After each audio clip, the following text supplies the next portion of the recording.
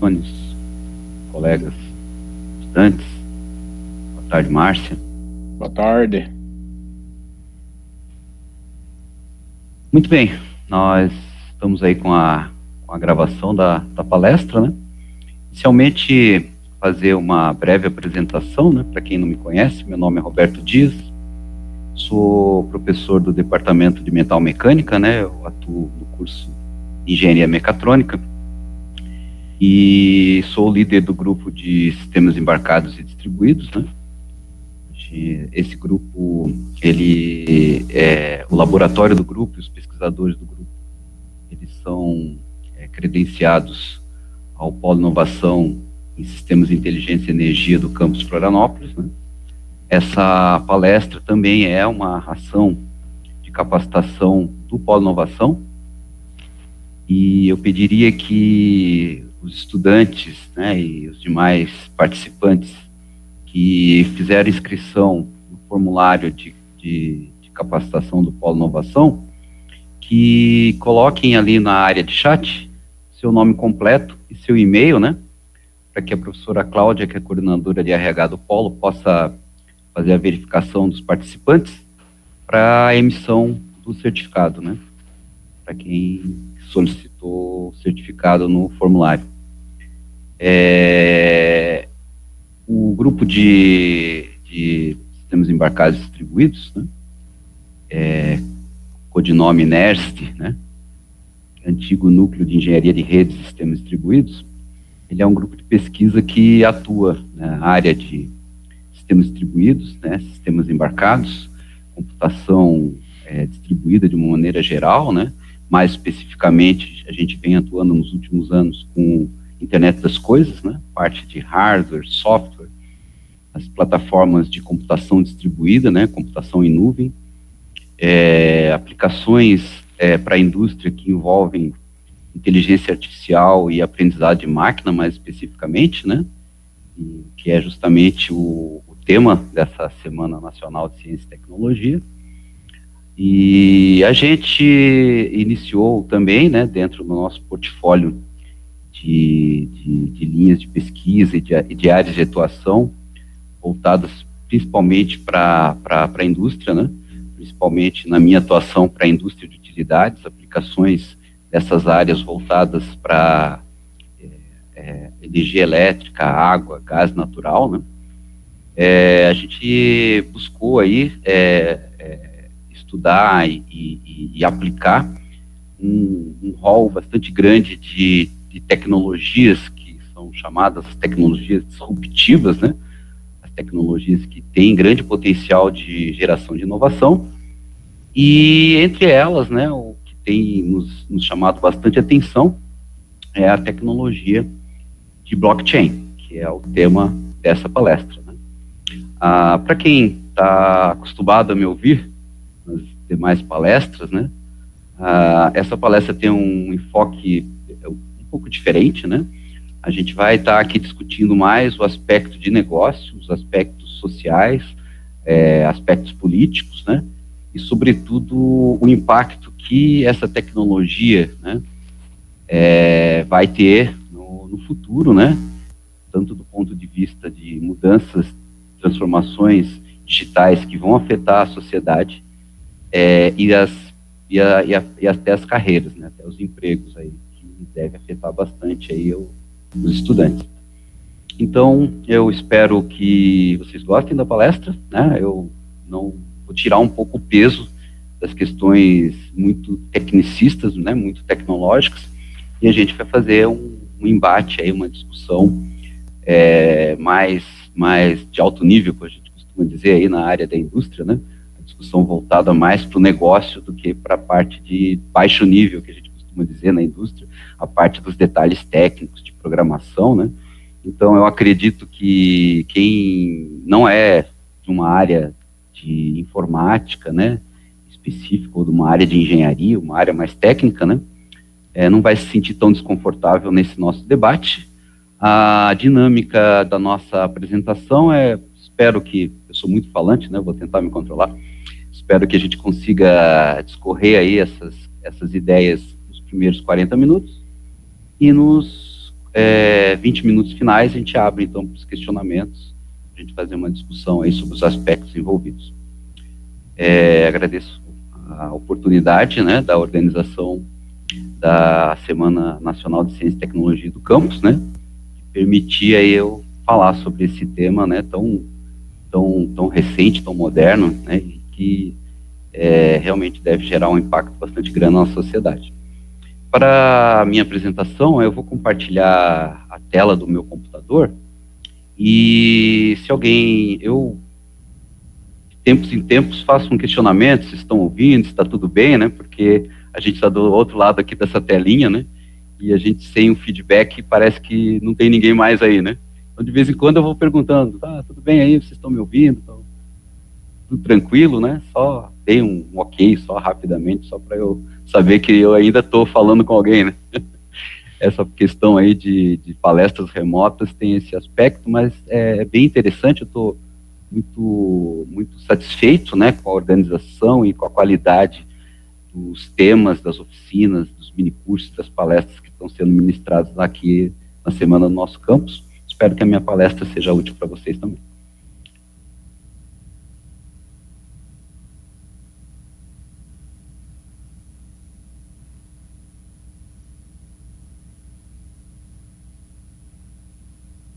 Estão vendo a minha tela? Sim. Ótimo. Muito bem. Então, essa seria nosso assunto de hoje, né? Tecnologia blockchain, impactos na sociedade e na sua carreira, né? Eu, além de líder do NERSD, né, do Grupo de Sistemas Embarcados e Distribuídos, eu sou bolsista de Produtividade em Desenvolvimento Tecnológico e Extensão Inovadora do CNPq, né? Eu estou encerrando agora o segundo ciclo de 3 anos, né? Espero que a minha solicitação de renovação para o próximo triênio ao CNPq seja atendida, né? Inclusive o projeto de pesquisa que submeti ao CNPq, e tem um pedaço dele que vai aplicar o uso da tecnologia blockchain, né? Mas especificamente para o setor de energia elétrica, né? Eu não abordei especificamente esse tema nessa palestra, né, para deixar a palestra mais aberta e mais geral, né, mas as aplicações de blockchain são muito grandes, eu vou citar algumas, né, e destacar as que eu considerei mais impactantes para a sociedade, né, mas na área de energia a gente também tem aplicações muito importantes do uso da tecnologia de blockchain, a gente vai comentar um pouquinho adiante. Primeiramente, algumas definições, né, na construção aí dessa apresentação, eu busquei referências que estão na internet, de grandes players do mercado, como IBM, até Nubank, né, e que fazem essa explanação aí das definições, dos conceitos de forma bem popular, bem acessível. Então, no site da IBM, né, que é um player muito importante, a IBM foi um grande fabricante de computadores, né, de mainframes na década de 60, de supercomputadores, e a IBM agora se posicionou como uma grande empresa de prestação de serviços de software, né, eles têm serviço de computação em nuvem, né, e dentro do serviço de computação em nuvem da IBM, eles disponibilizam um serviço de blockchain. Então, eles definem blockchain como um livro-razão, né, como se fosse um livro contábil, onde você faz as anotações lá das transações dentro de um livro de contabilidade, entradas, saídas, né? Então, o blockchain é como se fosse um grande livro contábil, um livro-razão compartilhável na nuvem, né, na internet, e uma característica bastante importante dele ser imutável, né, para a gravação de transações. Rastreamento de ativos e a construção da confiança. Então, a IBM convida, né, para que a gente conheça essa tecnologia no site dele, né. Eu destaquei aqui um termo, né, um termo em inglês, que é a tradução de livro-razão para o inglês, ledger, né. Vocês vão ver aí que algumas situações e muitas referências bibliográficas e até plataformas, né, fazem menção a esse termo, né. Então, ledger, a tradução literal, seria um livro-razão. É aquele livro lá do contador onde ele guarda transações contábeis, né? E uma característica importante nessa descrição é que esse livro-razão, como se fosse o livro do contador, né, ele é imutável, ele não pode ser modificado, né? A gente vai ver como que as transações dentro de um banco de dados do blockchain ocorrem, mas a principal característica é que você não pode mudar aquilo que foi escrito, né? Então isso é bastante importante para uma série de aplicações, né? Sobretudo transações financeiras, registro de propriedade de imóveis ou outras aplicações que a gente vai descrever mais adiante. Uma outra definição do blockchain está lá num blog do Nubank, né? De um jeito simples o que é blockchain, né? Então, de uma forma resumida, blockchain é um sistema que permite rastrear o envio e recebimento de alguns tipos de informação pela internet, né? Inclusive, essas informações, a gente, normalmente, quando se fala em blockchain, a expectativa é se ouvir falar em criptomoedas, né? Realmente, foi a primeira aplicação, a gente vai falar um pouquinho sobre a evolução do blockchain, seu histórico, né? Mas essa palestra, vocês vão perceber que eu pouco vou falar de criptomoedas, né? A ideia da palestra é extrapolar a aplicação mais óbvia de blockchain, que é executar transações com criptoativos, né, como Bitcoin, Ethereum, né, que são exemplos de criptomoedas, mas mostrar que nós podemos jogar nesse banco de dados do blockchain qualquer tipo de informação, né? Nós, no grupo de pesquisa que atuamos com a internet das coisas, né, por exemplo, nós poderíamos coletar dados oriundos de por exemplo, um medidor de energia, né, e salvar esses dados num banco de dados imutável do blockchain, de forma criptografada, né, de forma rastreável, para garantir que essa informação não venha a ser deturpada ao longo do caminho, né? Então, a informação no blockchain não precisa necessariamente ser um token, né? Um token como se fosse uma ficha, né? Que seria correspondente a um ativo em criptomoeda, né? Pode ser qualquer informação. Então, eles ainda dizem que são pedaços de códigos gerados online que carregam informações conectadas, como um bloco de dados que formam uma corrente. Por isso que o nome blockchain, né, de bloco, e chain de cadeia. Então, são cadeias de blocos de dados que são encadeadas na internet. Então, é um sistema que permite o funcionamento e transações das chamadas criptomoedas ou moedas digitais, né? Então, a sua origem foi feita para isso, né? Já que aqui é a referência do Nubank. Também no site da IBM, né, as 3 componentes-chave da tecnologia blockchain. Então, tecnologia de livro-razão distribuído, né? Então, esse livro-razão, como se fosse um livro contábil de um contador, ele não fica guardado no armário do contador, né? Esse livro, ele é distribuído, então, todos os elementos da cadeia do blockchain que estão espalhadas pela internet, eles teriam uma cópia desses blocos, né? Inclusive, esses blocos são validados pelos nós do blockchain, a gente vai comentar mais adiante, né? Então, isso garante, né, a imutabilidade e o rastreamento dessas transições, né? Registros imutáveis, né, como eu mencionei, e uma característica bem interessante, que também está agregada a esse banco de dados do blockchain, é o advento dos contratos inteligentes, né? Então, imagina que você tem um contrato, imaginar aí uma empresa que está vendendo energia elétrica, né, no Mercado Livre, na internet, né? Então, o meu token ali, minha ficha correspondente aí à transação seria um valor correspondente a esse fluxo de potência, né? E se o camarada, por exemplo, não fornecer a energia que está prometida no contrato, ele vai ser penalizado com uma multa, né? E a grande vantagem é que a cobrança dessa multa, que também ela é, vamos dizer assim, tokenizada, né? Existe essa ficha correspondente a um valor monetário dessa multa, ela é transferida automaticamente para o consumidor, né, que não recebeu aquilo que foi acordado, né. Então, a execução dos contratos dentro de um blockchain, elas são automatizadas, né. Então, os contratos são imutáveis e eles são automáticos. Então, a gente pode implementar um contrato inteligente e automatizado no blockchain, de forma que a pessoa que faz parte dessa transação, ela nem precisa se preocupar em fazer a cobrança, né, da execução daquela multa dentro desse sistema em blockchain. A gente vai ver que isso é vantajoso em várias situações e pode ter também algumas desvantagens, né?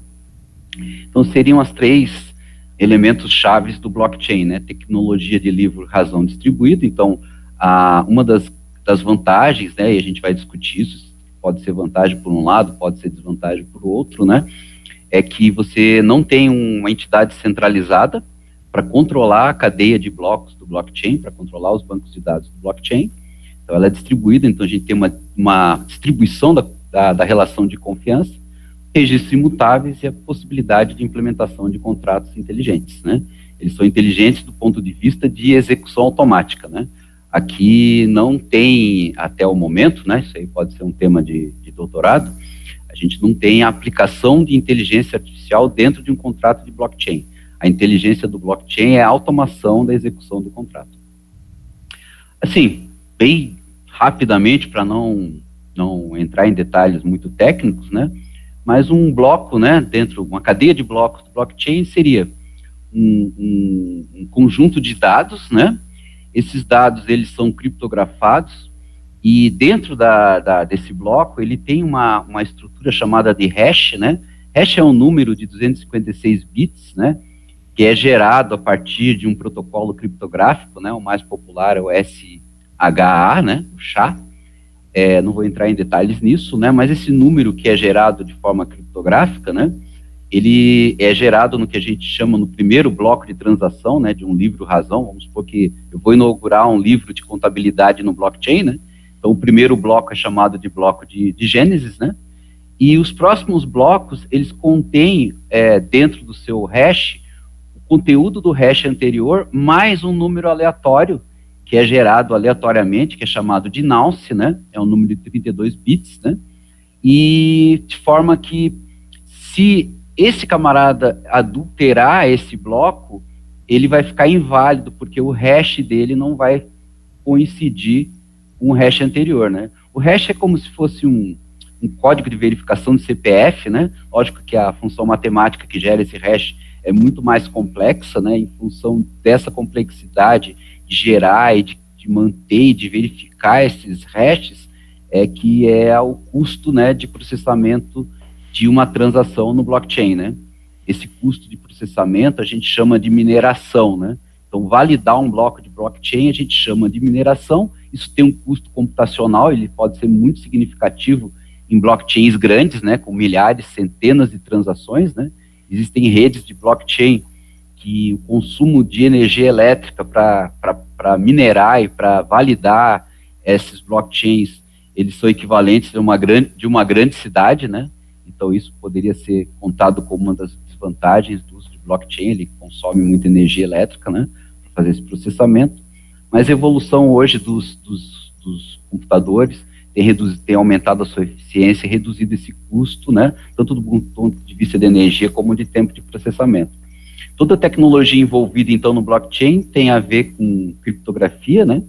É a mesma padrão de criptografia que a gente usa nos bancos, né? A criptografia simétrica, né?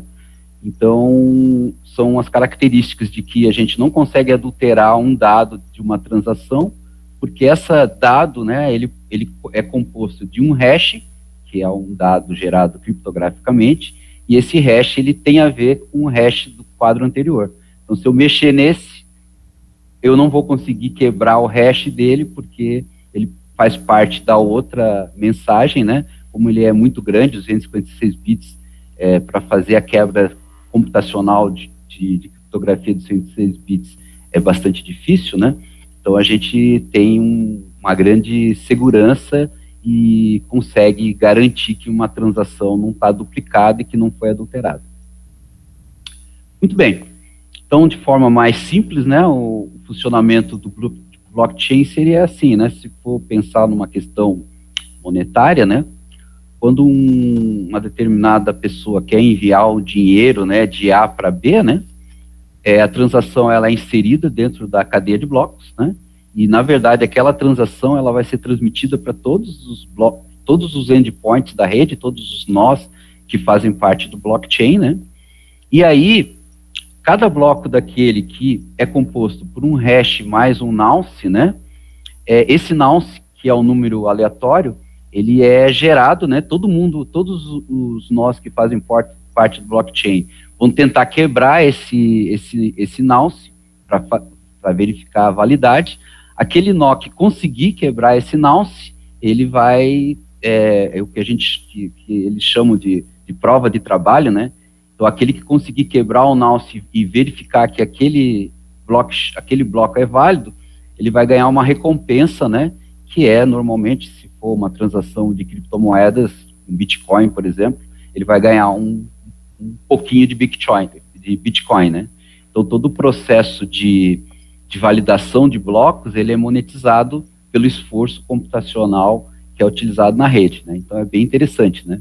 Se você disponibiliza uma máquina para fazer mineração de blockchain, né? Seja numa rede Bitcoin, numa rede Ethereum ou qualquer outro tipo de blockchain, o seu computador ou você, né, que está auxiliando esse processo na rede, vai ser monetizado, né? E ganha aquele que tiver o computador mais potente. Tudo bem aí, pessoal, por enquanto? Tudo tranquilo? Tudo, manda bala. Beleza. Muito bem. A gente tem, então, né, a questão de se dizer que a tecnologia blockchain, ela é revolucionária, né? Tem um autor de um livro, Blockchain para Negócios, que diz que a tecnologia de blockchain, ela é tão revolucionária como o advento do World Wide Web, né? O Tom Berners-Lee, que desenvolveu lá a navegação com HTML, né? O hipertexto, www, né? Foi uma revolução na década de 80, né? E agora, com o advento do blockchain, ele vai ser uma revolução tão grande quanto a invenção do World Wide Web. E a gente tinha, né, até 1984, né, com o advento aí do World Wide Web, um foco, né, na supremacia da TI, né? Então, a computação de dados, banco de dados, processamento de transações, business intelligence, operações globais, né? Era o foco da atuação da TI, né? Então, o cara da TI era o bambambam naquela época, né? A partir de 1984, com o advento do World Wide Web, a gente tem os anos da web, né? Então, ali, né, até 2015, as interações sociais passaram a ser predominantes, né? Não o compartilhamento de recursos, mas o compartilhamento de informações, a evolução do e-commerce, né, do comércio eletrônico, a capacidade de autopublicação nas redes sociais, como no Facebook, no Instagram, gerando informações, né, que podem ser utilizadas para a evolução aí de transações comerciais ou para outras coisas, questões políticas, né, e a era das comunicações pessoais com os mensageiros, como WhatsApp, Telegram. Então, esse aí, de 1984, foi uma revolução, né, revolução os anos da web, e a partir de 2015, né, com o advento, então, da tecnologia de blockchain, nós temos a promessa do blockchain, né, uma tecnologia bastante recente, né, que se alavancou aí em 2015, 2016, onde a gente tem a promessa da descentralização da confiança, né, a confiança no sentido de que, para eu fazer por exemplo, tá bem fresco na minha mente, né, para fazer uma escritura de um apartamento, de uma casa, de um terreno, você não precisaria ter uma entidade notarial como cartório, né? Você poderia publicar essa escritura da casa num blockchain, né? Então, você garante a publicidade dessas informações, porque todos que fazem parte daquele blockchain podem ter acesso a essa escritura, a imutabilidade, né, dessa escritura. A única forma de mudar o que está escrito no contrato seria fazer um novo contrato, né, ou seja, um novo contrato de compra e venda, equivalente a uma averbação de uma escritura ou de um registro de imóveis, né? E, com isso, você teria a possibilidade de fazer um fluxo de valor sem intermediários, né? Então, você faz uma transação e transfere ou um recurso financeiro ou um token, né, uma ficha correspondente a um recurso financeiro que poderia ser transferido de A para B como uma criptomoeda, né, como o Bitcoin, como o Ethereum. Né. Existem vantagens e desvantagens da tecnologia de blockchain, né? A gente poderia citar rapidamente, né? Deixa eu abrir aqui o link, isso aqui é a Binance Academy, né? Uma academia aí virtual, né? Eles dão cursos sobre várias questões na área financeira, né? Por isso que é nome Binance. fazendo uma alusão à questão digital, né? Ele cita algumas, né? A vantagem do blockchain ser distribuído, né? Então, a validação da confiança é distribuída, não é centralizada, estável, né? Porque o bloco ele é replicado em toda a rede, né? Um sistema trustless, né? Sem uma entidade centralizada de confiança, por exemplo, um cartório ou uma entidade como o Banco Central na questão de uma transação. Eu sei que provavelmente vocês vão perguntar sobre o Pix no final da palestra, eu vou deixar para vocês perguntarem. Como desvantagens, né? Teve um ataque conhecido, o ataque dos 51%, né? Como a validação das transações, elas são feitas computacionalmente por força bruta, né? Então, se você tiver uma máquina extremamente poderosa, né, que possa validar todas as transações do blockchain, ou 51%, né, mais da metade das transações, ele tem o domínio de ele passa a controlar as transações dentro do blockchain, né? Isso é um ataque difícil de acontecer, né? Porque a entidade teria que ter um equipamento com capacidade de processamento muito grande, né? Mas não é impossível, né? Tem vários artigos falando sobre o ataque dos 51%, mas ele nunca foi executado até o momento, mas é uma possibilidade, né?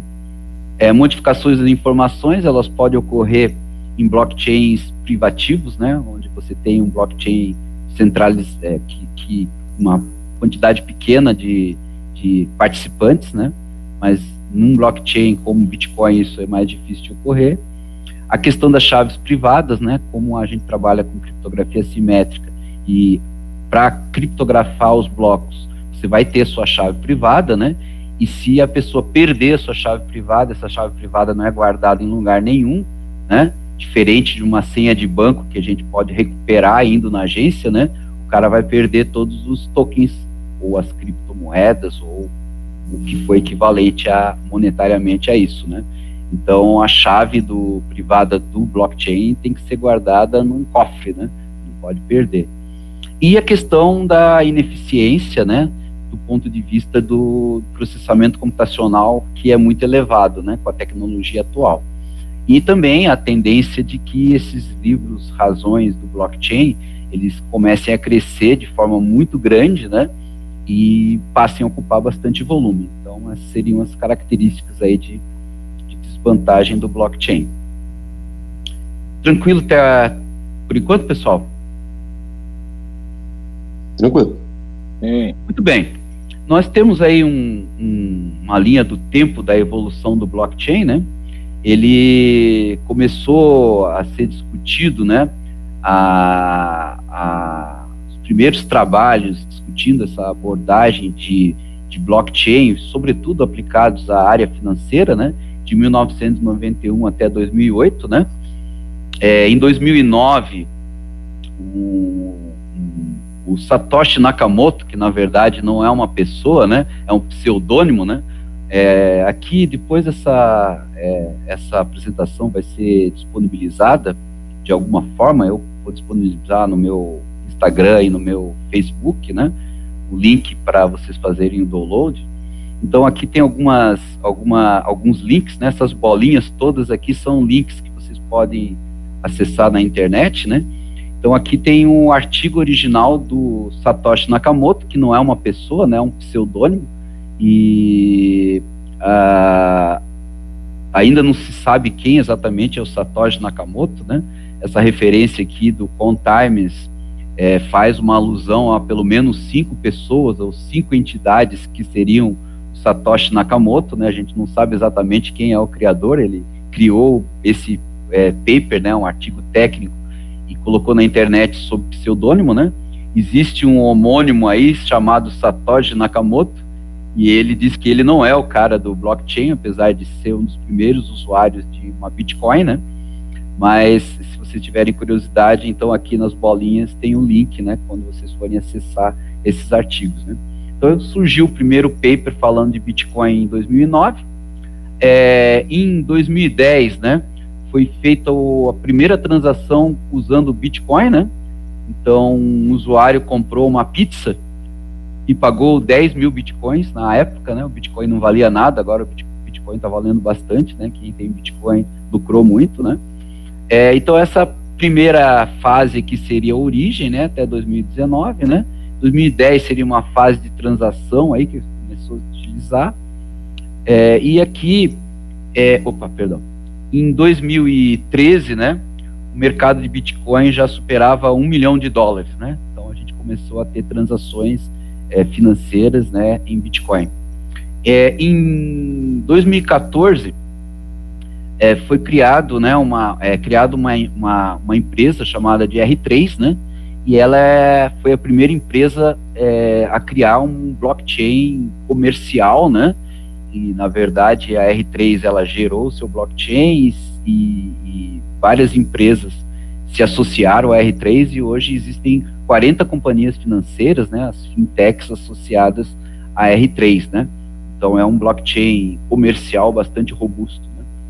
E também em 2014 se criou, né, uma entidade não governamental, né, uma fundação, a Ethereum, né, que é um padrão de blockchain hoje também bastante forte, né, e ela foi criada sob forma de um cloud sale, né, então foi tipo uma vaquinha virtual para criar e para estabelecer então essa primeira rede de blockchain aberta, né, com padrões abertos, especificados, disponíveis para a comunidade, né. E o bloco Gênesis do Ethereum, então, foi criado em 2015, né, pela Linux Foundation, né. Então, a Linux Foundation é uma entidade não governamental, né, e ela, então, suporta aí dentro da sua estrutura aí de colaboradores e pesquisadores a rede de blockchain Ethereum. E em 2016, né, a rede Ethereum criou uma DAO, né, eu até vou abrir esse link aqui, é bem interessante, né, ele faz descreve o que é DAO, né, e o impacto que o blockchain pode ter, né. Eu vou ler aqui que eu achei bem interessante, isso aqui é da Cointelegraph, né, Cointelegraph é um site que fala bastante sobre essa questão de blockchain e criptomoedas, né, é bem interessante, né. Então, imagine uma máquina de venda automática que não somente pega seu dinheiro e lhe dá um salgadinho em troca, mas também usa esse dinheiro para encomendar automaticamente as mercadorias, né? Essa máquina também encomenda o serviço de limpeza e paga sua renda sozinha. Então, é uma entidade descentralizada automática, né? Uma organização automática descentralizada, a DAO.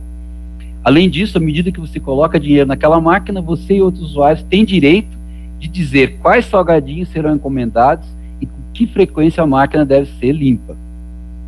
Não há gerentes, todos esses processos foram pré-escritos em código, né? Então esse aí é o maravilhoso mundo novo, né, do Aldous Huxley, né, de você ter uma entidade de organização financeira automatizada, né, e descentralizada, né, onde não existe um chefe, um dono, né, ela é totalmente descentralizada, né. Então, dentro desse contexto, foi criado, né, esse conceito de DAO, né, e nem tudo são flores, né, foi explorado aí uma falha do código do blockchain Ethereum, né, referente a esse tipo de aplicação centralizada, automatizada, uma organização centralizada, automatizada, que foi explorado pelos hackers, né, eles conseguiram desviar 28 milhões de dólares correspondentes a Ethereum, né, mas o sistema de segurança colocou essa transação de valor muito alto em stand-by por 28 dias, né, então o cara conseguiu fazer a transação, mas não conseguiu levar o dinheiro, porque se tivesse bloqueado por 28 dias, foi identificado o ataque, né, e ninguém levou prejuízo, né. Mas como toda tecnologia nova, a gente sempre tem essas questões de tentativas de ataque e exploração de vulnerabilidades. Em 2017, né, então, dentro da Linux Foundation, do Ethereum da Linux Foundation, foi criado um sistema operacional, o Ethereum Operational System, que ele é um sistema operacional específico para desenvolvimento de soluções usando o blockchain Ethereum, né? Então aqui vocês têm umas referências, né, que fala sobre o que é o ES, como é que ele funciona, né? Então Então, vou disponibilizar essa apresentação para vocês, né? Vocês podem ver essas referências que eu me baseei para construir a apresentação. Então, 2018, né, foi o ano das aplicações do blockchain, né? Então, a gente vê que a partir de 2018, o blockchain começa a se estabelecer e a partir daí, né, surgiram aplicações bastante variadas, né, não somente relacionadas com a área financeira. Bom, agora a gente vai entrar aqui numa seara um pouco mais delicada, né, que são os aspectos sociais, políticos, né, do blockchain. Vocês devem observar que nas aplicações e na revolução e nos destaques que eu vou colocar, eu falo pouco de finanças, né? Lógico que o blockchain foi criado a partir do Bitcoin e das criptomoedas como o Ethereum, mas as aplicações do blockchain, e para tratá-lo como uma revolução, elas vão muito além. Bom, por que revolução do blockchain, né? O blockchain, ele surge na nossa sociedade como um desafio à governança centralizada, que é o que a gente observa na grande maioria dos países, né? A gente vai mencionar mais no final um grande aspecto e uma grande ênfase que foi dada no blockchain no Fórum Econômico Mundial de 2020, né? Quem assistiu o The Forum, né, o Fórum, né, que acho que está disponível, não sei se é na Globoplay ou no Netflix, é um documentário, né? Eles colocam nesse documentário os bastidores do Fórum Econômico Mundial de 2020, né?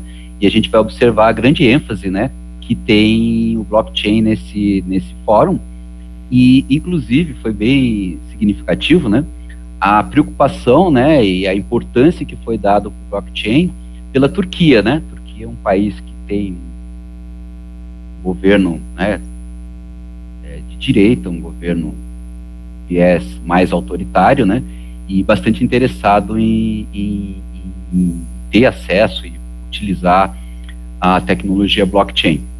Então, esse desafio, a governança centralizada, né, que acontece em bancos, né, como, por exemplo, agora a gente tem aí o advento do Pix, né, depois vocês vão perguntar se Pix é blockchain ou não, depois eu respondo, né, a questão dos legisladores, né, toda a criação, manutenção e validação das leis, né, de forma descentralizada, agentes financeiros, né, então a redução dos intermediários, né, que normalmente cobram, né, uma parcela significativa para cuidar do nosso dinheiro, as entidades notariais, como os cartórios, né, que cobram recursos significativos de emolumentos para você fazer os registros notariais, e os próprios governos, né, que normalmente buscam ter a centralização das informações em bancos de dados que eles possam controlar, né. Então, os autores, né, das referências mais recentes sobre blockchain colocam exatamente isso, né, que o blockchain ele é mais revolucionário do que o World Wide Web, né, vai ter um impacto muito grande na nossa sociedade nos próximos anos. Dentro desse contexto, né, e trazendo mais uma abordagem filosófica, né, a gente vai colocar aqui uma citação, né, de uma descrição aí, de uma definição de uma ideologia chamada de libertarianismo, né. Então, o libertarianismo nos Estados Unidos, né, e também nos outros países, ele é representado pelo porco-espinho, né. Se você não mexer comigo, eu não vou mexer com você, né, seria o lema dos libertários, né. O libertarianismo é uma ideologia política que tem a liberdade como seu principal valor e objeto político. Para os libertários, o objetivo da política deve ser maximizar a autonomia e a liberdade de escolha, não sendo função do Estado promover a ordem ou a igualdade. A maioria dos inventores relacionados com blockchain são libertarianos. Não estou fazendo aqui uma defesa dessa ideologia do libertarianismo, né? Mas se vocês observarem lá os potenciais candidatos a Satoshi Nakamoto, né, que é aquele pseudônimo do criador do Bitcoin, né, todos eles defendem a ideia do libertarianismo, né? Então aqui eu tirei essa definição dessa referência, né? E a gente vai ver o porquê desse impacto e da importância dessa ideologia dentro do contexto do blockchain, né? Uma outra citação que eu achei bastante interessante, né? De Ayn Rand, de 1905, ela nasceu em 1905, morreu em 1982, né? Uma escritora e filósofa libertária russa-americana, né? Ela fala, né? Quando você perceber que para produzir precisa obter a autorização de quem não produz nada, quando comprovar que o dinheiro flui para quem negocia não com bens, mas com favores, quando perceber que muitos ficam ricos pelo suborno e pela influência, mais que pelo trabalho, que as leis não nos protegem deles, mas pelo contrário, são eles que estão protegidos de você, quando perceber que a corrupção é recompensada e a honestidade se converte em autossacrifício, então poderá afirmar sem temor de errar que sua sociedade está condenada, né? Apesar de ser uma citação de uma filósofa libertária do século XX, né? A gente vai perceber nas falações seguintes, né, que a preocupação com a corrupção, ela é um dos elementos mais importantes da adoção do blockchain e inclusive embasada pelo Fórum Econômico Mundial, né? Então existe um setor específico associado ao Fórum Econômico Mundial que busca, né, utilizar o blockchain como uma das alternativas para a redução da corrupção nos países, né, nos países do mundo. Então, finalizando essa questão mais filosófica, né, do blockchain, o que o libertarianismo tem a ver com o blockchain? Descentralização das confianças das transações, então a gente não teria mais, usando o blockchain, uma entidade centralizada cuidando, né, e podendo subverter a ordem dessas transações. Pesquisa de informações sem controle de governos, né? Então, os dados no blockchain são imutáveis e criptografados, mas apesar disso eles são acessíveis por todos os membros da cadeia de blockchain. Conhecimento no blockchain não tem dono, né? Então seria o fim da intermediação nas transações cartoriais, né? Então o que se coloca, né, filosoficamente acerca da tecnologia de blockchain é a descentralização, a imutabilidade, o acesso, né, sem intermediários e sem a corrupção das informações, eventualmente dos dados e das transações que hoje poderiam ser utilizadas, né, por entidades, por empresas, por governos, para obter vantagens financeiras, propina e coisas do gênero. Bom, aplicações do blockchain, né? Como eu mencionei, o foco da minha transação não é da minha palestra não é financeira, né? A gente vai destacar algumas aplicações de blockchain, elas são várias, né? Vou mostrar aqui um mapa com muitas aplicações, mas o foco da minha palestra era fugir das criptomoedas, né? Então aqui a gente tem um mapa aí de várias áreas de atuação, vou citar, né? Depois vocês vão ter acesso a essa transparência, vão poder ler mais detalhes, né? Tudo tranquilo por enquanto, pessoal? Tá maravilhoso. Vou te dar um beijo depois. Opa, muito bem. Então nós temos várias aplicações, né? Gestão da cadeia de suprimentos, então rastreamento da logística, né? Na área de seguros, então todos os sinistros e todas as transações de seguros, todas as penalidades, elas podem ser automatizadas com smart contract e registradas no banco de dados imutável do blockchain, né? Cuidados de saúde, né? Já que os dados adquiridos, por exemplo, por dispositivos IoT, wearables, né? Aplicados ao monitoramento de sinais vitais, podem ser todos registrados no blockchain de forma criptográfica, né? Onde somente as pessoas que fazem parte da cadeia vão ter acesso, os médicos, serviços de saúde, né? A cryptocurrency, né? Que é usar blockchain para criptomoedas, né? Tokenização de assets, né? Então, você ter ativos reais que não necessariamente estão vinculados, monetizados, mas que podem ser monetizados através de um token, né, de blockchain. Toda a parte de controle notarial, né, os cartórios, que vão ser descentralizados, e aí vai reduzir bastante o custo para as pessoas, né? Até a imobiliária, contratos de compra e venda podem ser registrados no blockchain, né? Identidade digital, né? A gente tem uma identificação única, imutável e registrada no blockchain, né? Por incrível que pareça, os Estados Unidos não tem nem um CPF, nem um RG nacional, como a gente tem no Brasil. Imagine você ter isso no blockchain. Soluções sustentáveis, né? Então, toda a ação que gera crédito de carbono pode estar registrado no blockchain, ter um smart contract que já vai dar um token, né, que pode ser uma criptomoeda pelo redução das emissões, né? Plataformas de conteúdo, entretenimento, mercado elétrico, então toda essa parte de transação de fluxo de potência no mercado livre, elas poderiam ser tokenizadas com uma criptomoeda ou alguma coisa equivalente, né? E isso está registrado num blockchain. Um outro exemplo, a concessionária de distribuição pode ter, né, pode oferecer um serviço para os usuários que podem ter um medidor de energia ou um medidor que pode identificar os parâmetros DEC-FEC, né, que são os parâmetros de falta de energia, não adequação da energia fornecida, né, e automaticamente o smart contract já podia estar penalizando a concessionária. Ou um outro exemplo, que o usuário poderia ter um sistema de monitoramento da qualidade de energia, e quando a concessionária tiver uma má qualidade que pode afetar um equipamento, um eletrodoméstico, um smart contract automaticamente poderia acionar a seguradora, né, para que a seguradora forneça valor correspondente ao eletrodoméstico queimado e automaticamente possa acionar a concessionária. Então tem várias aplicações. Tem várias aplicações que estão colocadas aqui. Eu vou destacar algumas, né, que afetam mais diretamente aí, são mais evidentes, né? Por exemplo, a parte de rastreabilidade de alimentos, né?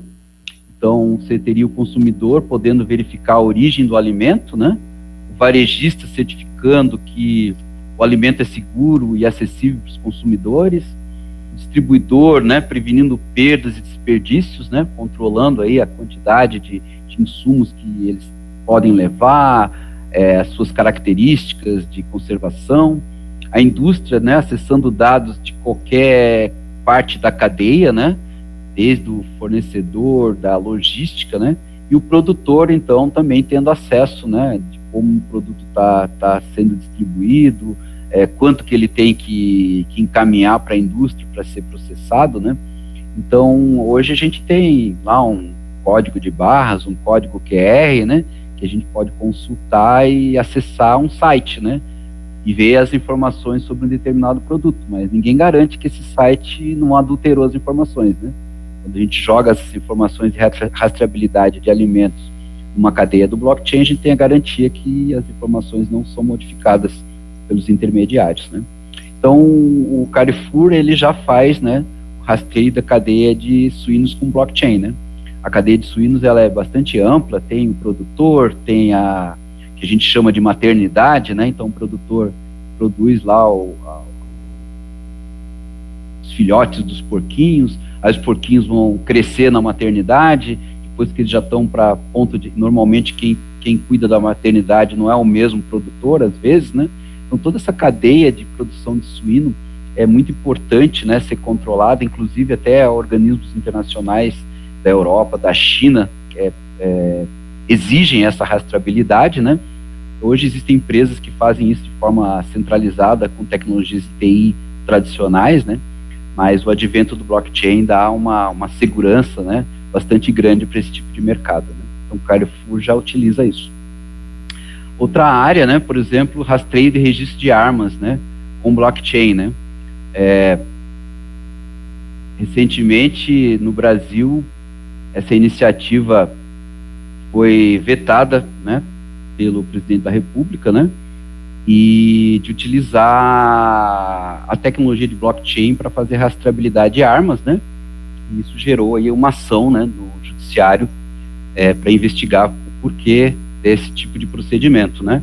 Então, com um registro único e imutável de um número de série de uma arma, né, no blockchain, a gente poderia identificar com bastante precisão, né, e mesmo que o camarada raspasse, poderia ser adotada outras tecnologias embutidas na arma, né, como etiquetas de RFID, né, para poder fazer verificação, né, em caso de algum tipo de crime, né.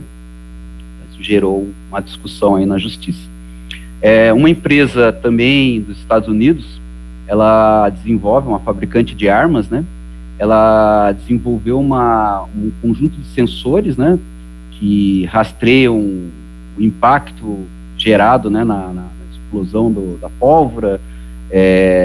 Tem sensores de áudio para captar o ruído, né, uma série de informações, de sensores ambientais vinculados à arma, né, para poder fazer os rastreios dos parâmetros de tiro, né, e todos esses dados, né, são salvos no blockchain para que você possa fazer verificação futura, né, de uma entidade policial que usou a arma numa ação e isso gerou uma morte, né, e poder fazer solução desse tipo de caso, né. Então, uma aplicação bem moderna e bem atípica, né, da tecnologia de blockchain. Outra, né, seria fazer as eleições, né, através do blockchain, né. Então, você garantiria aí a descentralização da verificação, né, da votação, né. Então, nenhum governo, nenhuma entidade poderia ter controle sobre a adulteração desses votos, né. Mas a gente pode observar que isso pode ter vantagens e desvantagens, né. Então, aqui, essas figuras aqui, ó, essa figura é um link, né, depois se vocês forem obter a apresentação, né, aqui é um link. Aqui nessa figura tem um link, né, que fala sobre vantagens e desvantagens, né, de usar blockchain nas eleições, né. Então, eles colocam como aspectos positivos transparência, né, agilidade, desburocratização, redução de custos, né, mas como aspectos negativos, né, o blockchain sendo um banco de dados, né, e ele coloca a possibilidade de ter um voto de cabresto, né, nada impede que o criminoso aponte uma arma na minha cabeça e me obrigue a votar no candidato dele, né, porque eu não vou estar votando necessariamente numa sala de votação eleitoral, né, poderia votar da minha casa, né. Então, aqui nesse artigo, se vocês tiverem curiosidade, eles abordam essa questão de vantagens e desvantagens, né, de uso do blockchain. Então, lógico que são coisas que não devem ocorrer aí nos próximos anos, né, mas são possibilidades, né. A UFSC, ela tem um projeto que desenvolveu todo um sistema de votação, né, e foi testado em laboratório baseado em blockchain. Blockchain nas redes sociais, né, hoje, né, com a questão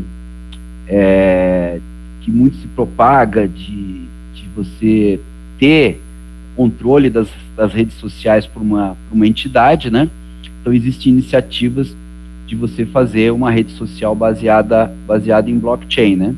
Aqui ele cita nesse artigo algumas vantagens e desvantagens, né. Então a gente teria como vantagem, né, não ter a censura, porque os dados são publicados pelas pessoas no blockchain. Isso pode ser até uma desvantagem, né, que dá liberdade de até o cara publicar uma fake news, né. Então, a imutabilidade, né, então o camarada que publicou vamos supor, fez lá um depoimento lá e depois se arrependeu e apagou, hoje ele não teria esse advento, né, de apagar essa publicação, a não ser que ele fizesse uma nova publicação destratando a anterior, né. Mas o Twitter, ele criou um grupo de trabalho, né, uma equipe do Twitter que está fazendo uma versão descentralizada do sistema de mensagens curtas deles, né? Então, ele já está em desenvolvimento um Twitter totalmente baseado em blockchain, que tem as vantagens e desvantagens da rede social. No Facebook, o governo americano proibiu temporariamente, né, a criação de uma criptomoeda dentro do blockchain, né, dentro do Facebook. Como o Facebook também ele pode ser utilizado para você fazer transações, até usado como marketplace, fazer e-commerce, né? Então a Facebook está querendo criar uma criptomoeda dentro do Facebook para todas aquelas operações, as transações de e-commerce realizadas dentro do Facebook, né? Para a pessoa não precisar nem ter que passar o cartão de crédito ou outro tipo de coisa, né? Mas foi proibido momentaneamente nos Estados Unidos a criação dessa criptomoeda específica do blockchain. Blockchain na arte, né? É bem interessante, achei bem interessante essa aplicação, né? Você ter um marchand virtual descentralizado, né? E com registro das obras, né? Então, o que se coloca aqui é redução de intermediários, porque vai ser uma transação peer-to-peer, né? E tudo gerenciada, a relação de confiança gerenciada toda dentro do blockchain, garantia da propriedade intelectual, porque as obras elas poderiam ser registradas digitalmente no banco de dados do blockchain, como se fosse um registro de uma escritura pública, né? A rastreabilidade das criações, porque a gente poderia verificar a autenticidade, né? Se realmente quem criou aquela obra foi o fulano que disse que criou, e para ele lançar uma obra no Merchan, ele teve que fazer a inserção dessa obra, né, ou de um metadado dessa obra dentro do blockchain, né? É bem interessante. Eles colocam aqui outras vantagens, né? Deixa eu dar um zoom aqui. Quebra do monopólio da indústria, né? Ou seja, pequenos artistas, empreendedores artísticos poderiam negociar suas obras diretamente no blockchain, sem intermediários, né? Poderia se criar o anonimato do colecionador, né? O camarada compra e ele tem, em vez do seu nome, do seu CPF, tem a sua chave de blockchain, né? Conexão de artistas, né? Porque todos eles fariam parte de um blockchain e poderiam saber o que cada um está produzindo, né? O certificado de propriedade do colecionador, né? Estaria registrado dentro do blockchain. É bem bacana hoje a arte digital, né? Então, está muito popular hoje se criar e se desenvolver arte digital usando várias ferramentas, Illustrator, coisa do gênero, né? Então, na verdade, aquela obra digital é um código, né? Esse código poderia todo ele estar registrado no blockchain, né? Então, poderia usar criptomoedas para fazer as transações diretas peer-to-peer, né? Então, é bem bacana esse aspecto aí de aplicar blockchain na arte, né? Quando eu estava pesquisando aplicações diferentes de blockchain, eu fiquei assim, achei bem bacana essa perspectiva, né? Na saúde, tem uma empresa brasileira chamada Criptofácil, né? Que noticiou esse ano a criação do projeto Z-Health, né? Onde ela busca unificar todos os registros médicos dos pacientes dentro de uma rede blockchain, né? Então, com isso, ele garante a imutabilidade desses registros. Esses registros são criptografados e acessíveis somente por quem faz parte da rede, né? Quando a gente fala de blockchain, normalmente pensa em criptomoedas. As criptomoedas normalmente são redes blockchain públicas, como Ethereum, né? Mas nada impede que a gente tenha uma rede blockchain privada, onde as pessoas que participam dessa rede são previamente cadastradas, né? Então, não teria acesso para o público em geral. Uma aplicação médica seria uma rede privada, né? Então, dentro do blockchain, a gente poderia ter os prontuários eletrônicos, né? Contratos inteligentes. Então, se determinado parâmetro biológico do paciente for atingido, ou para cima ou para baixo, uma ação, né, pode ser tomada e pode ser gerado um alerta dentro do próprio contrato, vamos dizer assim, de ação de saúde com o paciente no blockchain, receituários por smart contracts, para garantir que tudo aquilo que está sendo indicado para ele vai ser receitar de forma adequada e se acontecer algum erro médico, isso pode estar previsto no smart contract. Toda a parte de balanço financeiro e transação automatizada por um contrato inteligente com criptomoeda, né? E também o registro dos exames no blockchain. Como eu mencionei para vocês, né? Uma aplicação do blockchain é o combate à corrupção em compras públicas, né? Então, sistemas de compras totalmente baseados em blockchain, né? Sem a necessidade de você ter um leiloeiro para intermediar, e com esses registros imutáveis no blockchain, teria a minimização da propina, né? Do pagamento de vantagens indevidas, né? E eu recomendo que assistam, né, no documentário do The Forum, né, eles mencionam bastante, né, inclusive o Greenpeace coloca como as palavras de um representante importante do Greenpeace, né, vocês vão ver lá no documentário. Ela coloca no final do documentário que a salvação da humanidade, olha só, forte, a salvação da humanidade estaria na indústria 4.0 e no blockchain. Então, eu que sou da área de tecnologia e que milito principalmente na primeira área, estou começando a militar na segunda, aí arrepiou os cabelos. Né? Aí o que eu coloco aqui, lembram da Ayn Rand, né, aquela filósofa russa libertariana, né, que coloca exatamente no finalzinho da sua citação lá, essa questão da importância do combate à corrupção, né, para evitar o colapso da sociedade. Né? Bom, para finalizar, então, né, eu teria aqui o enfoque, né, de blockchain e carreira, né. O Sebrae ele tem uma trilha de capacitação em blockchain, né. Ele já tem alguns cursos relacionados, né, e fez o quiz das profissões do futuro, né. Então, aqui do site do Senai, eles colocam aqui, na verdade não é do site do Senai, eu só usei para a figurinha, né? Mas aqui no site da FutureCon, né? FutureCon Digital, que é como se fosse uma revista da FutureCon, eles colocam algumas profissões, né? Analista de DevOps Blockchain, né? Então, DevOps é aquele cara que se envolve com toda a infraestrutura de desenvolvimento de software, né? Específico para blockchain. Cientista de dados do blockchain, já que o blockchain é um banco de dados, né? Arquiteto de sistemas de blockchain.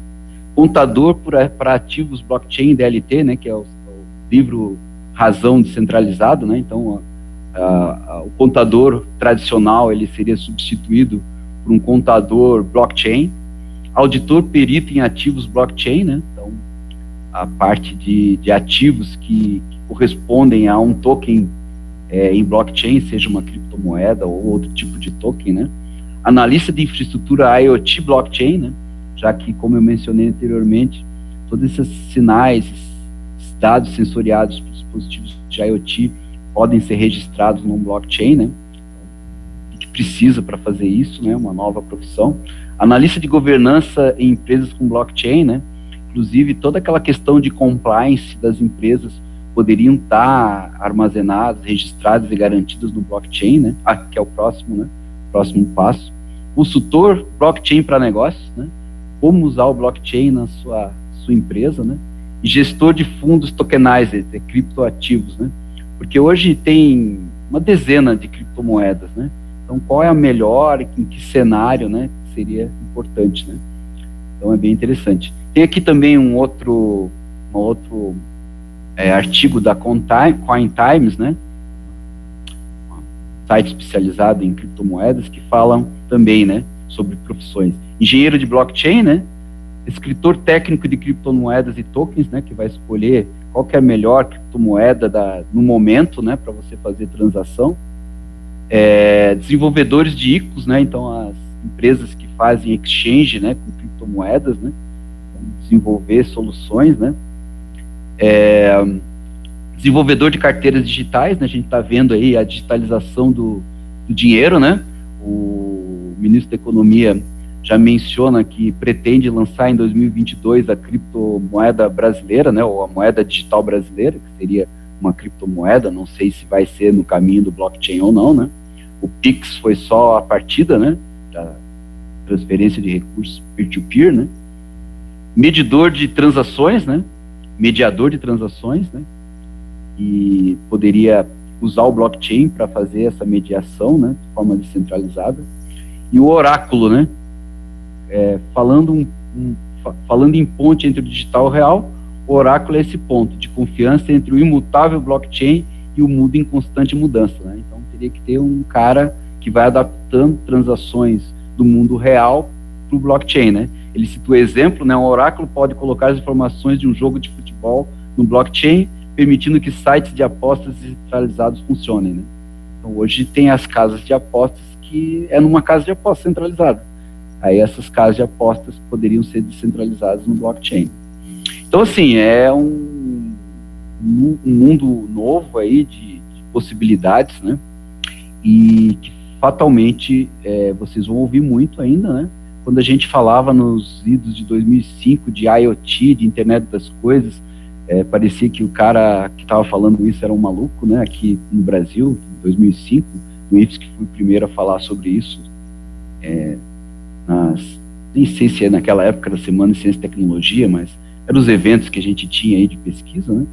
E hoje poder falar de blockchain até é uma satisfação, né? Não sou especialista em blockchain, estou estudando blockchain, mas eu estou olhando o blockchain com uma boa perspectiva de desenvolvimento de pesquisa e extensão na nossa instituição, que tem por DNA fazer pesquisa aplicada. Muito bem, né? Eu vou suprimir essa discussão dos números do Bitcoin, né? Vou deixar aí à disposição de vocês os slides. Encerro a minha fala, né? E me coloco à disposição no meu e-mail, nas minhas redes sociais. O conteúdo dessa palestra, o link para o download desse arquivo do PowerPoint, já que ele tem bastante links, né? Então eu vou disponibilizar o PPT, vou colocar nas minhas redes sociais, aí vou deixar disponível para vocês. E deixo aí a palavra aí, eu não sei se o pessoal da organização quer intermediar alguma coisa. Eu vou interromper a minha apresentação momentaneamente, né? E abro aí para as questões. Olá, tudo bom? Boa tarde. Boa tarde. Então, eu achei bem interessante a apresentação. Eu fiquei com uma dúvida só sobre as questões da quantidade de transação que uma blockchain consegue fazer. Porque, por exemplo, no nosso sistema hoje financeiro, o Visa, a Mastercard tem cerca de 70 mil transações por segundo, né? Uhum. O blockchain, que é um sistema descentralizado, por exemplo, estaria no mundo todo, seria difícil sincronizar todo mundo ao mesmo tempo e validar tanta quantidade de informação, né? Então, Sim, isso é uma questão, né? Questão do desempenho do blockchain, né? Pra vocês terem uma ideia, quando foi concebido o Bitcoin, uma transação no blockchain levava horas para ser validada, né? Em função do poder de processamento que a gente tinha nos computadores que faziam parte do blockchain, né? Aqui nos idos de 2009.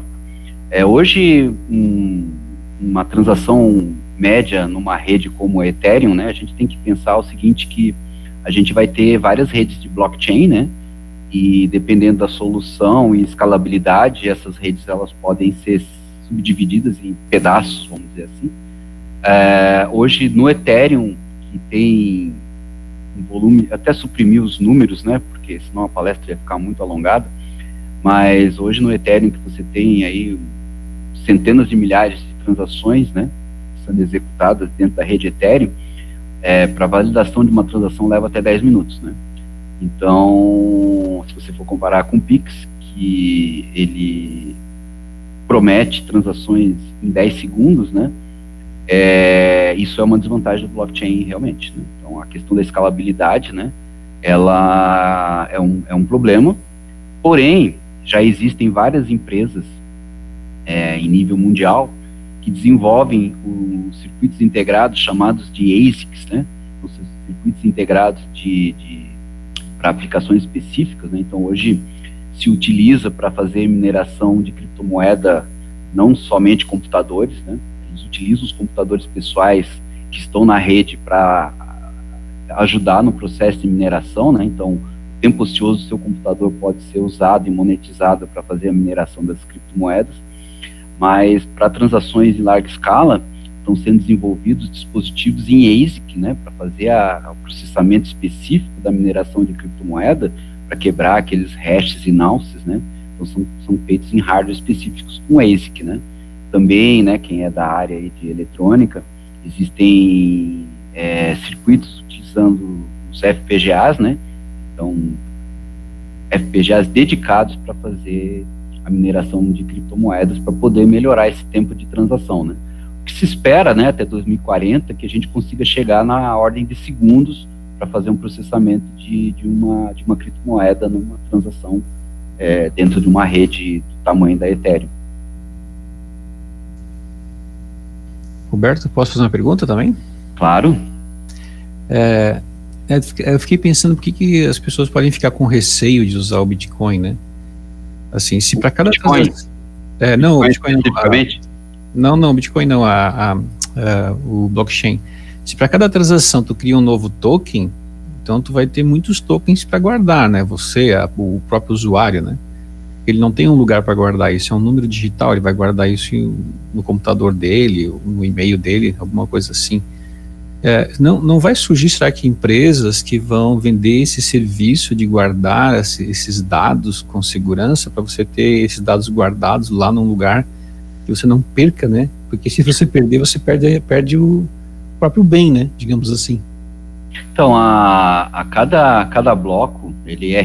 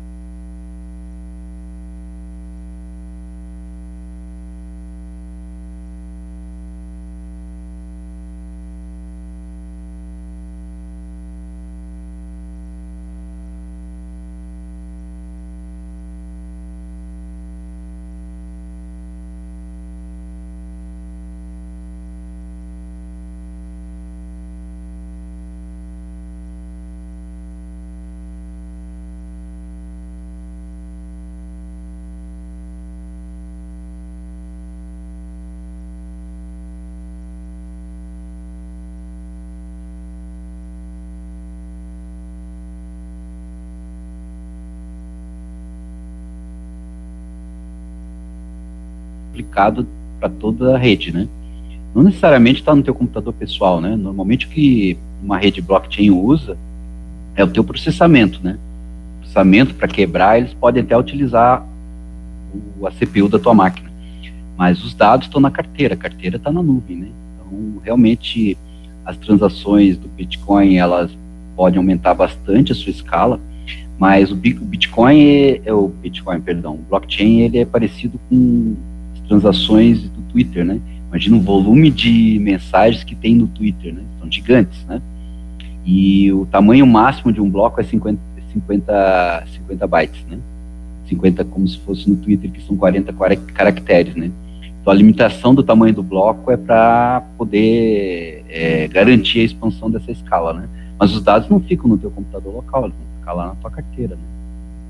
Lá na nuvem. Mas você não tem que guardar uma chave sua para você não, poder a tua chave privada, é como se fosse a chave da tua casa. Roberto, me permite. Sim, pode falar. Tem vários serviços de wallet de carteira para você guardar. É como se tivesse chave mesmo de casa, né? Chave de casa, mas a chave é tua. Você tem a chave do portão, você tem a chave da casa, você tem a chave... Se perder, já era. A única diferença é que a chave da tua casa, tu pode chamar um chaveiro e ele faz uma cópia da chave. Se você perder a tua chave do teu Bitcoin lá, ou da tua carteira de criptomoeda, aí tu perdeu todo teus tokens que correspondem, são monetizados em termos de dinheiro, né? Então tem que cuidar bastante. Fala, Aldrin. Eu tenho umas 58 perguntas para fazer, mas eu vou colocar... Primeiro, queria te dar os parabéns. Eu acho que é exatamente o dia mais oportuno para a gente discutir isso. Sexta-feira? Também. Com Bitcoin? Aí já está feito com o convite. Quando diminuir o grau de risco aqui, a gente vai conversar pra caramba com cerveja sobre isso. Não, é porque lembrando dos dois eventos talvez mais falados de ontem para hoje, a eleição americana, né, e o ataque hacker lá no STJ, né? Então, mas antes, reforçando os parabéns aí pela tua apresentação, eu acho que a gente já carece de uma disciplina, de uma unidade curricular, de uma especialização voltada para isso. A gente está atrasado nessa área e a gente tem tanta oportunidade. Eu tinha feito uma pesquisa já há algum tempo sobre blockchainables, ou seja, quais são as atividades humanas, quais são as profissões, quais são os serviços que são blockchaináveis. A gente vai ter que cunhar uma expressão aí para portuguesar isso, né? Mas assim, as oportunidades são muito grandes, porque eu gostei muito da apresentação, justamente porque tu trazes a questão filosófica que está por trás, que é até difícil da gente se desgarrar dela, que é aquela coisa que só é válido se você passa por o governo, né? A gente, no Brasil, a nossa cultura cartorária é muito forte. Então a gente tem aqueles exemplos que em alguns países, sei lá, se eu vendi minha casa para você e assinei num papel de pão, papel de padaria, tem validade, né? Aqui não. Aqui você só é válido se passar pelo governo, no caso cartório. Então essa independência é libertária em todos os aspectos, e isso é muito bom trazer esse conceito, e com certeza todo mundo que estava assistindo dá uma torcida de nariz assim, dizendo, não, mas não dá para fazer, como assim? Quem que vai autenticar, né? Quem que vai garantir que eu sou eu? E aí eu na verdade eu fiz uma sequência de palavras que eu queria perguntar sobre isso. Eu não sei se tu vais anotar ou se vai conseguir responder, porque são dúvidas minhas. Por exemplo, a questão de busca. Eu vendi para você uma casa, né? E nós usamos uma plataforma, e aí vem essa talvez seja um ponto crítico, né, para essa tecnologia. Qual plataforma que tu vai usar? Eu estou chamando de plataforma, mas qual blockchain que tu vai usar? Porque se você for em qualquer lugar que venda criptomoeda, tem centenas e talvez milhares de blockchains diferentes, só de criptomoedas, né? Já tem milhares, Bitcoin Cash, Bitcoin, Ethereum, Ripple, e todo dia que tu abre vai ter uma nova. Como que acontece busca com isso, né? Como é que eu, por exemplo, aí eu quero comprar uma casa, como é que eu busco para saber de quem de fato é aquela casa? Como é que eu automatizo isso para não ter que ir num cartório solicitar uma busca sobre o registro daquele imóvel, por exemplo? Isso leva a uma segunda questão, que para mim também ela é um pouco paradoxal no blockchain, ou em qualquer criptotransação, que é o duelo entre o sigilo e a transparência, né? Por exemplo, quando você fica pensando como é que eu faria um blockchain de eleição, como é que eu garanto que aquele indivíduo existe de fato, que ele é um cidadão, que aquele voto dele vai representar um voto, né? Pegando o exemplo lá americano, que simplesmente lá se acredita que se eu mandei um papel pelo correio, sim, sou eu, né? Não precisa estar carimbado por ninguém, não precisa ser autenticado isso, se tem a premissa de que há boa fé, ou seja, de que sim, aquilo é legal, e não a nossa lógica que aparentemente é que tudo é ilegal, exceto aquilo que foi autenticado. E aí, ao mesmo tempo, como é que eu garanto que ao registrar um indivíduo qualquer, como a gente faz no sistema eleitoral, que a gente tem inclusive biometria para saber se o João é o João mesmo na hora do voto, como que eu garanto o cruzamento da informação dele com o resultado da votação dele? Não por último, na verdade tinha um monte de coisa, e estaria relacionado também com os custos envolvidos, que está relacionado com qual plataforma usar, ou seja, existe um estímulo financeiro para justificar eu gastar a minha energia e minha capacidade computacional, no caso da criptomoeda, porque eu tenho um argumento econômico.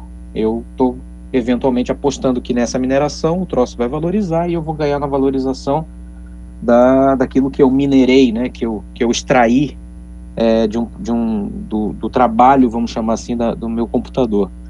Como é que seria, como é que tu imaginas que esses custos sejam arcados? Assim, como é que seria a transação para eu pagar pelo serviço do blockchain?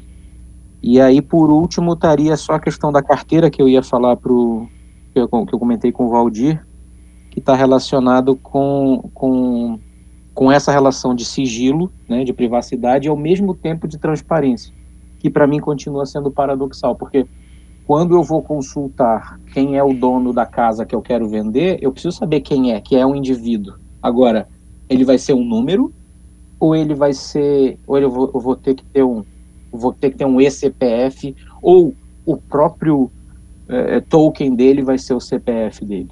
Então são várias questões, na verdade, mas eu também não quero me alongar muito.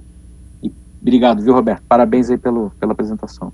Bom, então tá. Eu vou responder, eu acho que até às 22h30 eu consigo responder tudo.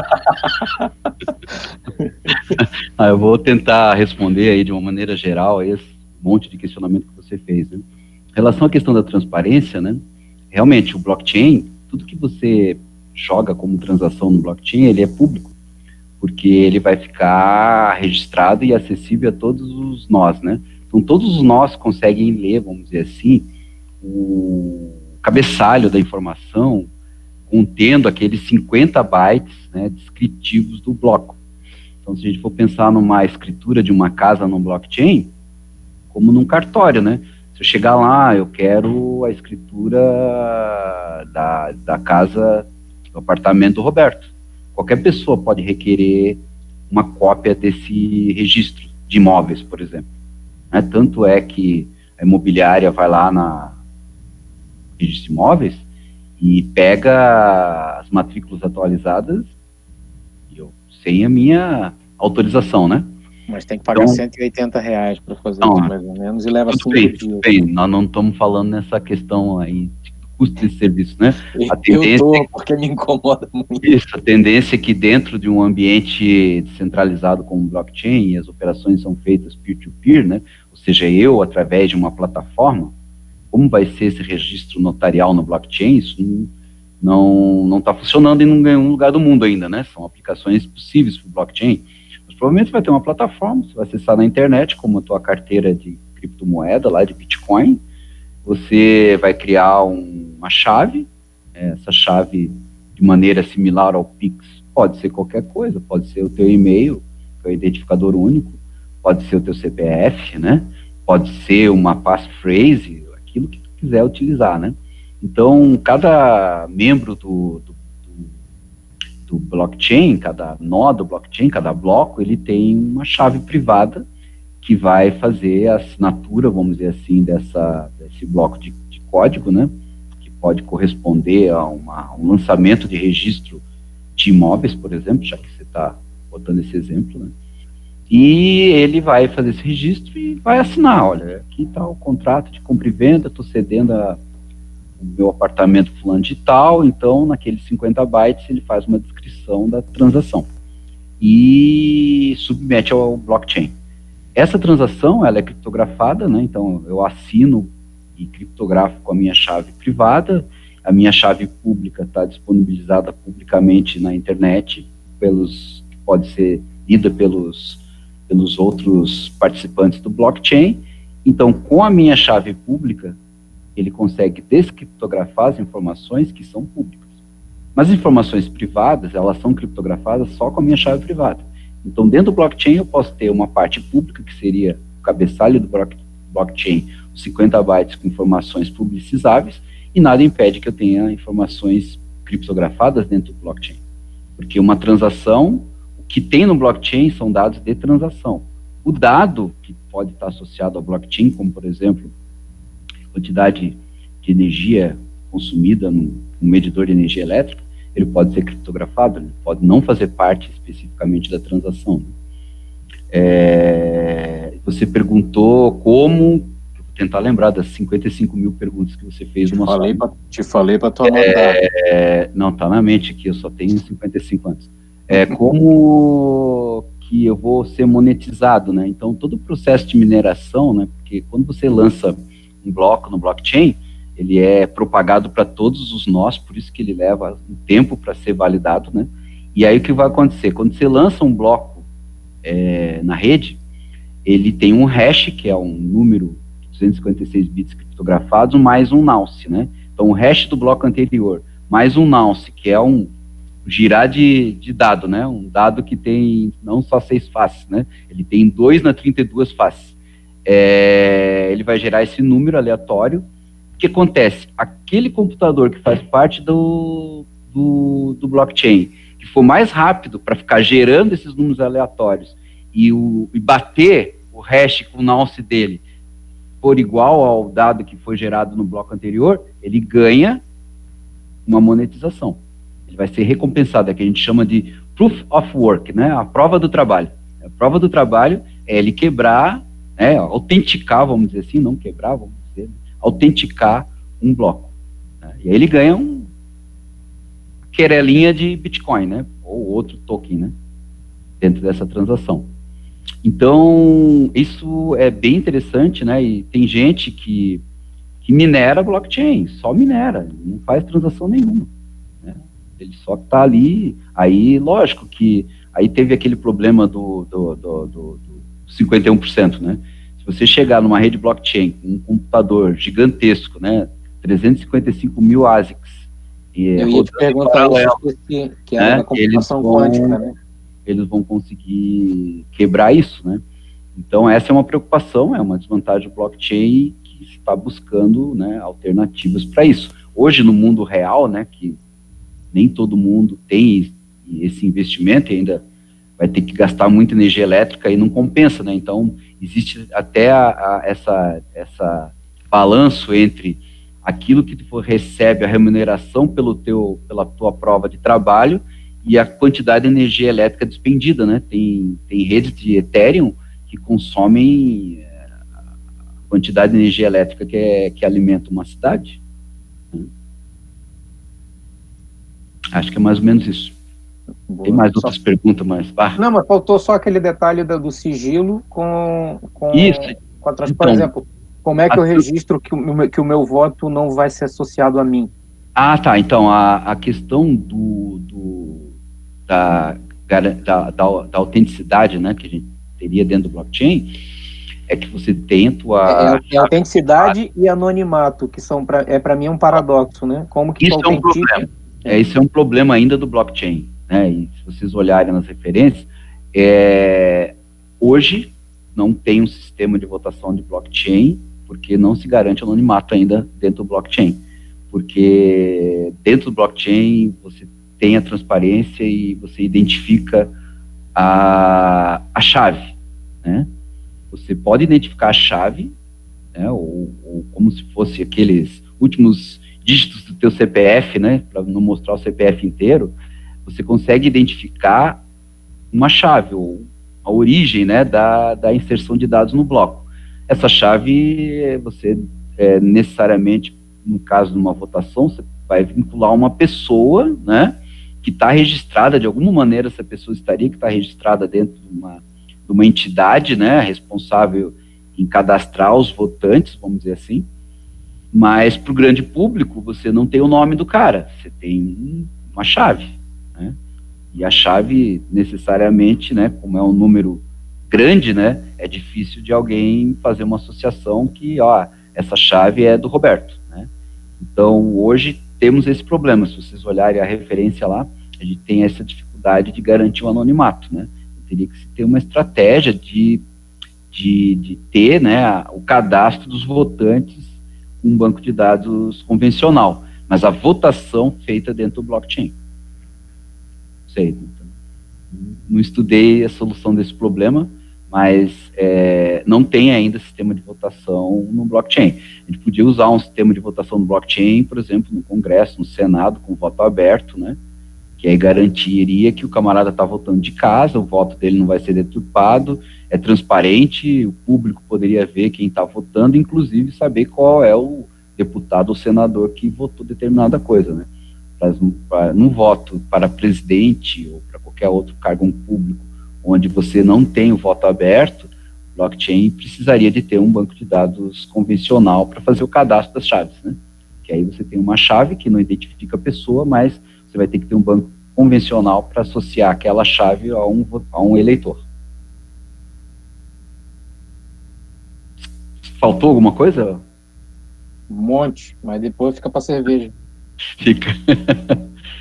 Bom, eu acho que a gente tem aí um tema bastante profundo, tem muitos pontos em aberto, né? Eu acho que isso aí dá bastante trabalho aí de pesquisa, trabalho de mestrado, trabalho de doutorado, né? É isso que a gente espera com essa palestra, fazer esse movimento dentro de uma instituição de ensino técnico, né? Existem hoje diversas plataformas de desenvolvimento, eu não entrei no detalhe técnico, né?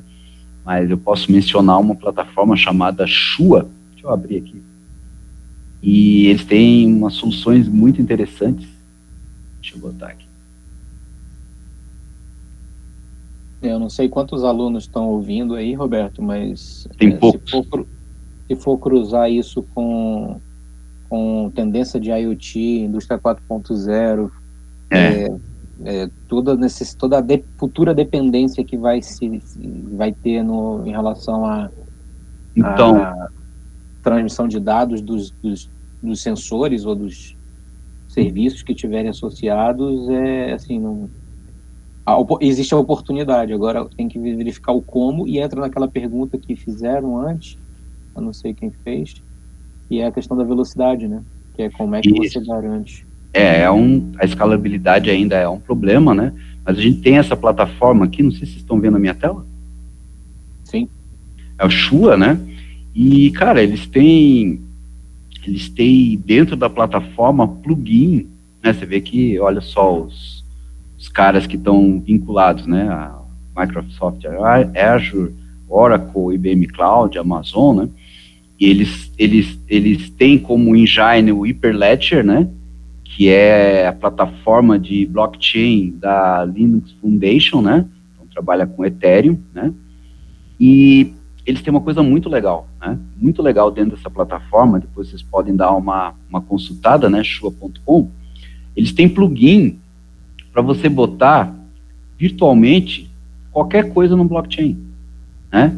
Eles têm, por exemplo, plugin para você poder publicar um e-mail, eles têm plugin para o Gmail, eles têm plugin para Dropbox, eles têm plugin para Node-RED. Se você quiser fazer uma aplicação de IoT que registra os dados dos devices num banco de dados do blockchain, tem plugin dentro do Shua, né? Tem plugin até para Word, né? Se você quiser registrar um texto, né, no blockchain, você vai ter que particionar isso em várias transações, porque um texto vai ser mais do que 50 caracteres, né? Tem vários plugins, vários.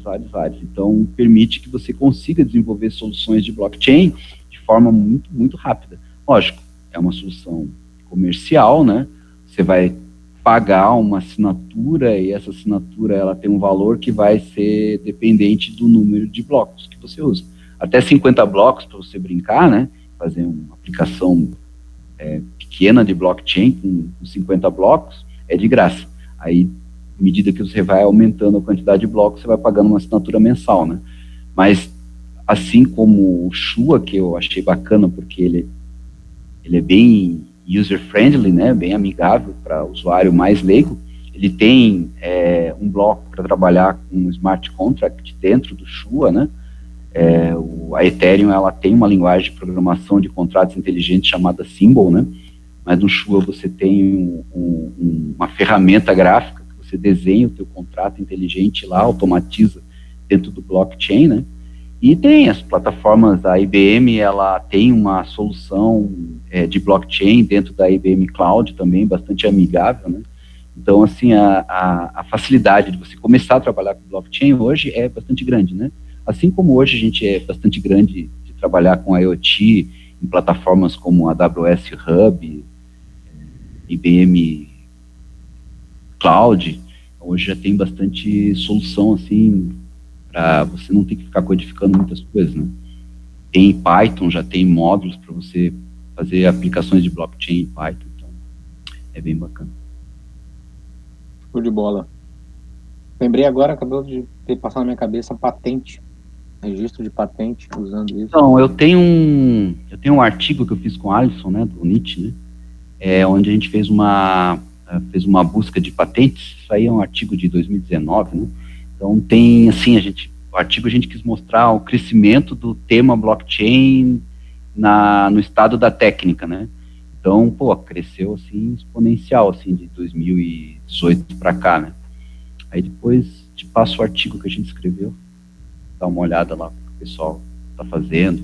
Tem muita patente na China, tá? O pessoal da China domina muito essas questões tecnológicas, né? Mas tem também na Europa. No Brasil, nada, né? Não tem nenhuma patente em blockchain. Pessoal, eu acho assim que a gente extrapolou em muito o tempo previsto para a palestra, né? Já são 16h05. Eu fico à disposição aí, vou colocar aqui as minhas redes sociais de novo. Quem quiser conversar e estender essa discussão, né? Então, eu vou disponibilizar essa apresentação. Então, pode me mandar e-mail, né, roberto@ipsc.br, no Facebook, facebook.com/robertoipsc, Instagram/robertoipsc. Fico à disposição aí de quem tiver interesse, e a gente provavelmente vai ter aí trabalhos, né, que envolvam essa tecnologia. Nós vamos provavelmente desenvolver trabalhos de TCC, a gente já está, né, já estou orientando um trabalho de TCC de um estudante lá do Campus São José. A gente está negociando aí também um trabalho de mestrado, provavelmente com estudantes da UFSC, né, e projetos de pesquisa com empresas. É um tema assim que as empresas de base tecnológica têm muito interesse. Fico à disposição aí, então, nas minhas redes sociais, no meu e-mail, né, Roberto Ipsc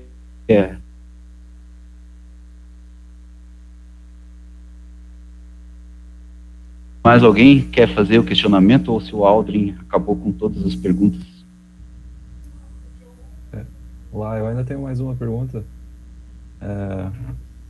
Eu achei até interessante sobre Bitcoin e Ethereum, né? Que eles são sistemas de blockchain que se autossustentam, né?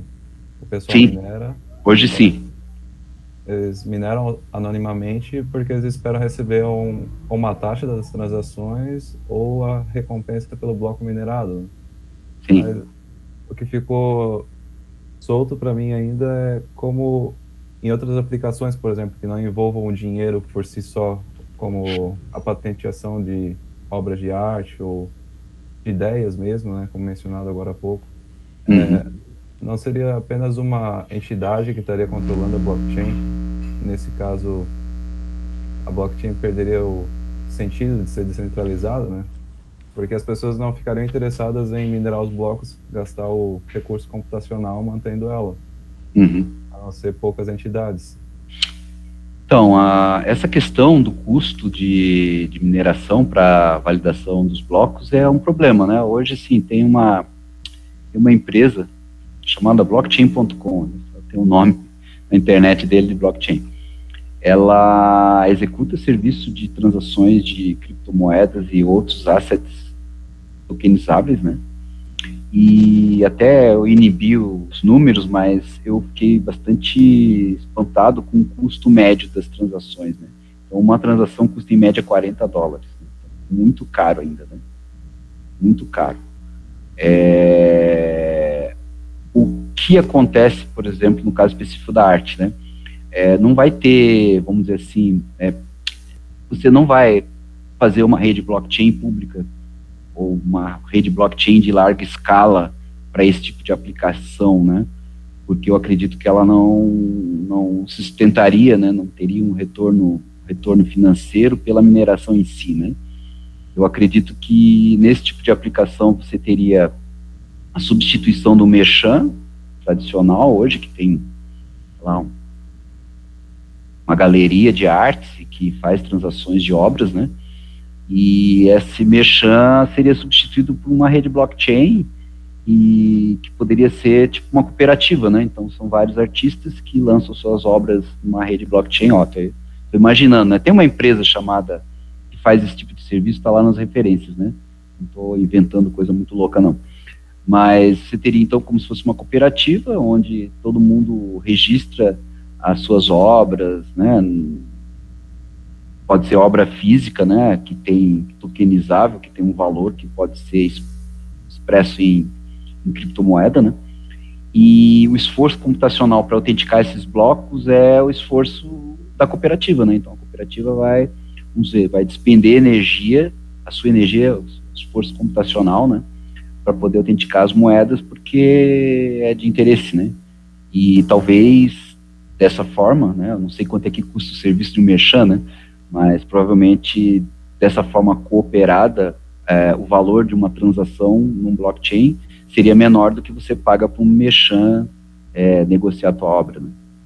Então, existe uma empresa lá quando você clicar lá nos links que tem da apresentação, você vai ver que tem uma empresa que faz esse tipo de trabalho, né?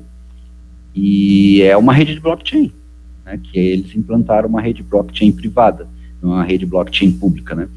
O problema do custo de mineração de blockchain numa rede de larga escala, que é uma característica de uma rede pública como o Ethereum, né, é a quantidade de nós que é muito grande, né? Mas eu acredito que uma aplicação na área de arte, né, você não vai ter tantos nós assim, validando os blocos, né? Isso pode ser ruim, né? Com o Mikael, né? Isso.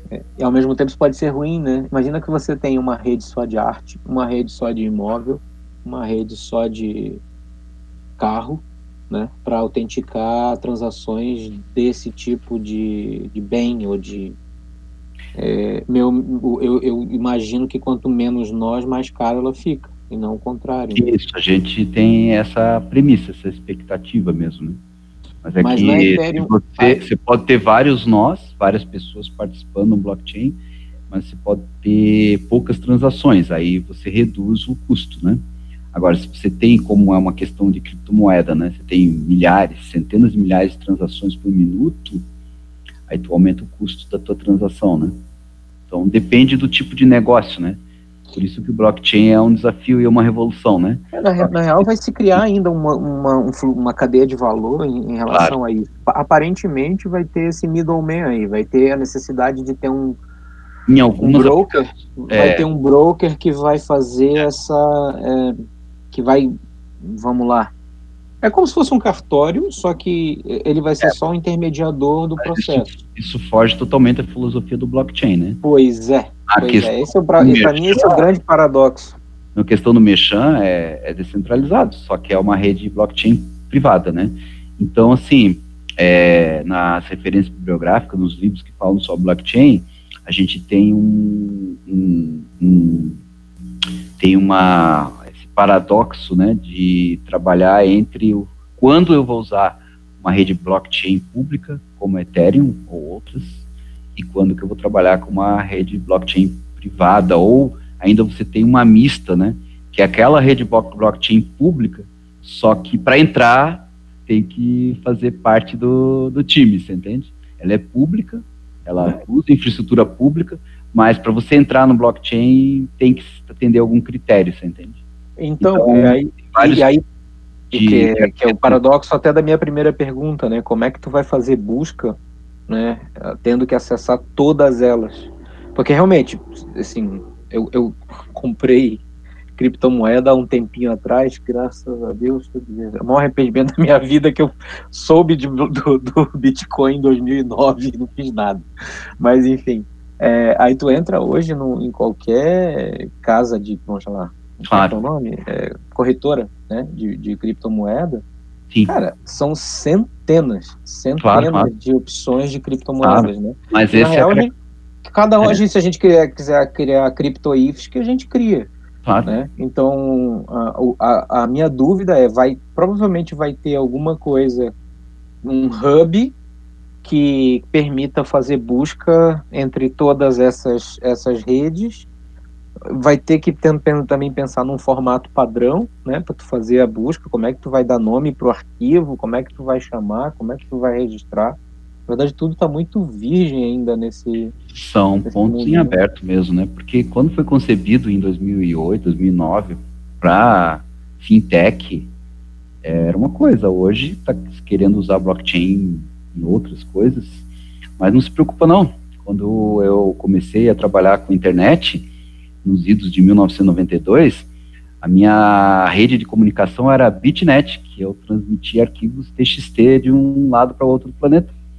E hoje a gente está assistindo Netflix, né? Então, com certeza, a capacidade inovativa que está dentro até da nossa instituição, ela vai resolver uma série de pontos em aberto. Que bom que tem problema para resolver, porque provavelmente vai ter projetos para a gente tocar e recurso financeiro para ser coletado de órgãos de fomento das empresas. Show de bola, show de bola. É isso aí. Beleza, gente, Roberto, parabéns. Agradeço aí por me suportarem durante esse tempo todo, né? Mas, olha, eu estou bem empolgado e eu acho que, já que foi feita tanta pergunta e tem tanto ponto em aberto, né? A gente tem umas oportunidades de pesquisa aí, é inexorável, né? Eu acho que é proporcional à escala de crescimento de uma criptomoeda no mundo. Vai ter muito problema para resolver aí. E eu sou velhinho, né? Mas ainda tô tentado... Agora tu tinha só 50 e poucos, agora já tá velhinho. Tô tentado a abraçar isso aí. Eu tô com um monte de livro ali na minha mesa de blockchain, livro Kindle da Amazon, para o terror da minha esposa que está me ouvindo. Mas é muito empolgante esse tema. Bora botar os meninos para trabalhar. Isso aí, pessoal. Obrigado. Roberto, parabéns, obrigado. Valeu. Tchau. Valeu a todos. Isso aí, Anésio, podemos encerrar aí.